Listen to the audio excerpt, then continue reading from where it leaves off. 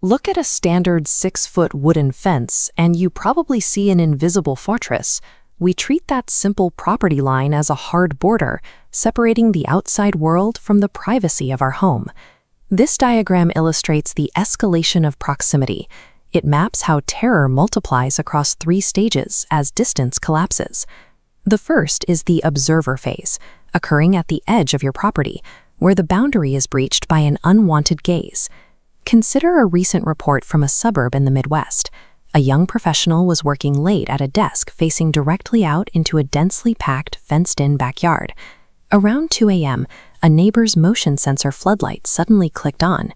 It cast a blinding glare across the shared wooden fence, but from inside the lit office, the homeowner couldn't see what had triggered it.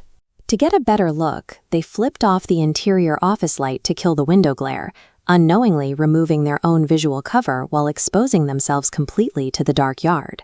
The floodlight snapped off, then instantly triggered again. This time, the harsh light illuminated the top of the fence. Resting just above the wood were the eyes and forehead of a man, staring unblinkingly, locked directly onto the now darkened window. For several seconds, the man remained perfectly still. Then he slowly lowered himself backward out of the light.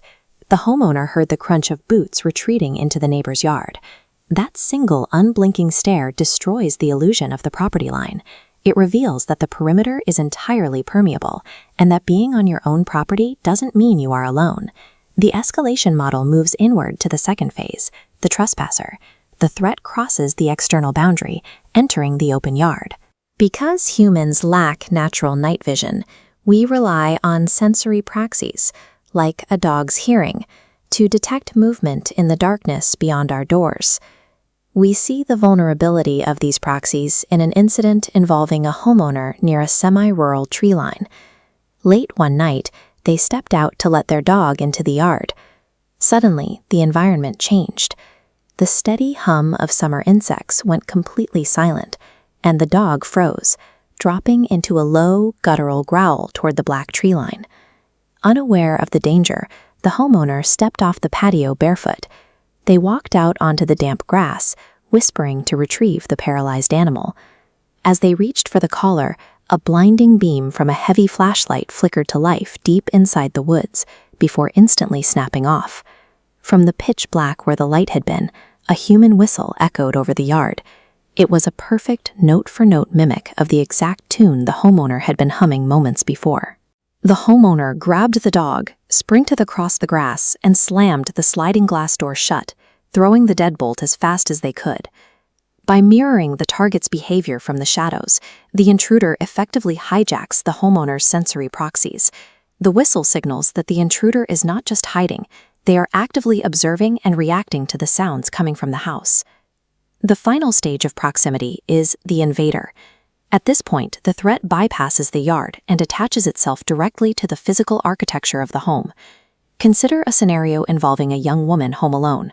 She was reading in her living room, separated from an elevated wooden back patio by a large window. The silence was broken by a dull, rhythmic thumping. It wasn't coming from the yard. The sound was vibrating from directly beneath the floorboard she was standing on.